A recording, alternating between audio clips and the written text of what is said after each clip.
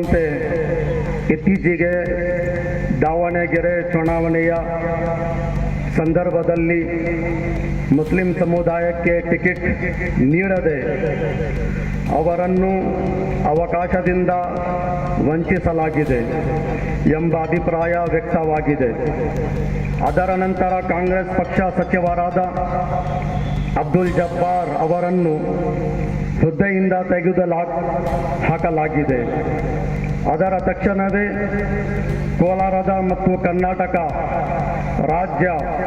ರಾಜ್ಯದ ಪ್ರಮುಖ ಕಾಂಗ್ರೆಸ್ ನಾಯಕರಾದ ನಸೀರ್ ಅಹಮದ್ ಅವರ ಸಿಎಂ ಅವರ ರಾಜಕೀಯ ಕಾರ್ಯದರ್ಶಿಯಾಗಿದ್ದರು. ಅವರನ್ನು ಕೂಡ ರಾಜೀನಾಮೆ ನೀಡಲು ಒತ್ತಾಯಿಸಲಾಗಿದೆ ಎಂಬ ಸುದ್ದಿ ಬಂದಿದೆ.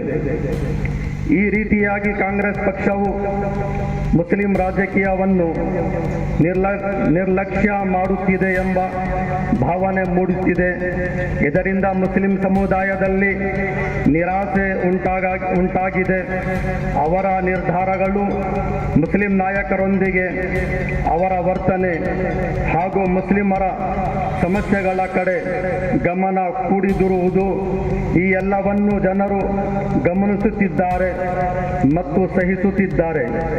ಇಂದು ನಾವು ಇಲ್ಲಿ ಸೇರುವುದು ಈ ವಿಷಯದ ಬಗ್ಗೆ ನಮ್ಮ ಸಂದೇಶವನ್ನು ರಾಜ್ಯ ಸರ್ಕಾರ ಮತ್ತು ಕಾಂಗ್ರೆಸ್ ಪಕ್ಷದ ಹೈಕಮಾಂಡ್, ಕಾಂಗ್ರೆಸ್ ಪಾರ್ಟಿಗಳ ಹೈಕಮಾಂಡ್ಗೆ ತಿಳಿಸಲು ಈ ನಿರ್ಧಾರಗಳು ಮುಸ್ಲಿಮರ ವಿರುದ್ಧ ಅನ್ಯಾಯ ಮತ್ತು ದ್ವಂದ್ವ ನೀತಿಯ ಲಕ್ಷಣಗಳಾಗಿವೆ ಎಂದು ನಾವು ಭಾವಿಸುತ್ತೇವೆ.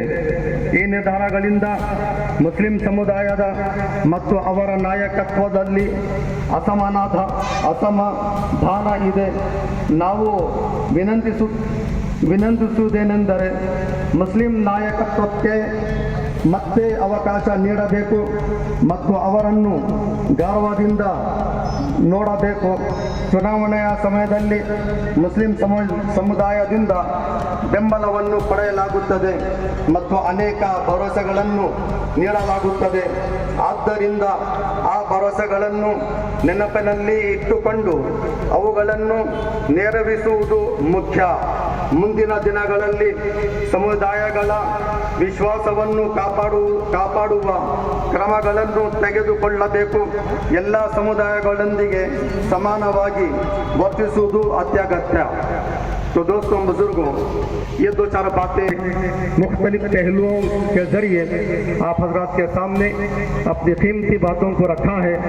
बस इतनी गुजारिश है, अपने सफ़ों में इत्तेहाद पैदा करें, आपस में भाईचारा पैदा करें और अपने आमाल को दुरुस्त करें. इसलिए कि हालात बदलने वाले अल्लाह ताला हैं, हालात लाने वाले अल्लाह ताला हैं. सियासत आज तक हमने बहुत कर ली है, बहुत हमने सियासत के जरिए जो कुछ करना था किया, लेकिन अब हालात बदल रहे हैं. इसलिए अपने ज़ाती मामलात को छोड़कर कौम व मिल्लत की फिक्रों को सामने रखकर, कौम व मिल्लत के तकाज़ों को सामने रखकर मुल्क के अमन शांति और मुल्क के दस्तूर के तहफ़्फ़ुज़ के लिए और उसके फिक्रें करते हुए हम तमाम को एक होना है, मुत्तहिद और मुत्तफ़िक़ होना है. और आखिर में हुकूमत से यही मुतालबा है कि जो कुछ मुसलमान लीडर और लीडरी के ताल्लुक से जो गफलतें की जा रही हैं, जाने अनजाने में मुस्लिम लीडरशिप को दरकिनार करने की साजिशें हैं, कोशिशें हैं, ये चीज़ें ना करें. इसलिए कि आज जो कांग्रेस पार्टी का वजूद है वह हमारे से यह वजूद है.